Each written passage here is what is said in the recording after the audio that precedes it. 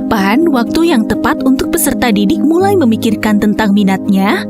Eksplorasi berbagai bidang untuk peserta didik menjadi bagian penting dalam perkembangan mereka untuk mengenali minat dan potensinya. Maka dari itu, satuan pendidikan dapat memfasilitasi kebutuhan tersebut melalui layanan peminatan sejak di usia dini. Namun perlu diingat ya, bahwa layanan peminatan khususnya di jenjang SD bukan bertujuan agar peserta didik siap dalam menentukan pilihan karirnya ya. Layanan peminatan dapat memberikan ruang eksplorasi yang luas mengenai berbagai macam bidang yang ada di lingkungan sekitar peserta didik. Sehingga peserta didik dapat lebih mengenali potensi dan minat yang ada di dalam dirinya. Lalu, bagaimana cara memperkenalkan berbagai macam bidang kepada peserta didik? Salah satu caranya adalah menggunakan berbagai macam sumber atau media yang dapat memperlihatkan berbagai macam bidang di sekitar kita. Perlu diingat ya, semakin konkret sumber atau media yang digunakan akan semakin baik. Pertama, video. Video dapat dimanfaatkan sebagai media layanan peminatan yang berfokus untuk menginspirasi dan memberikan gambaran konkret kepada peserta didik mengenai berbagai macam bidang.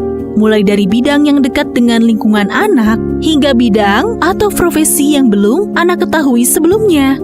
Video yang disajikan dapat berupa film dokumenter, video animasi, maupun film pendek. Kedua, gambar atau foto. Selain melalui video, pengenalan berbagai macam bidang dapat dilakukan dengan menggunakan gambar atau foto. Saat memperlihatkan gambar atau foto terkait bidang tertentu, ibu dan bapak dapat mendeskripsikan dan menceritakan pekerjaan sehari-hari yang terlihat pada gambar. Ketiga, buku. Peserta didik juga dapat menemukan banyak informasi mengenai berbagai macam bidang melalui buku, baik itu buku pelajaran, buku cerita non-fiktif, maupun biografi. Keempat, alat peraga.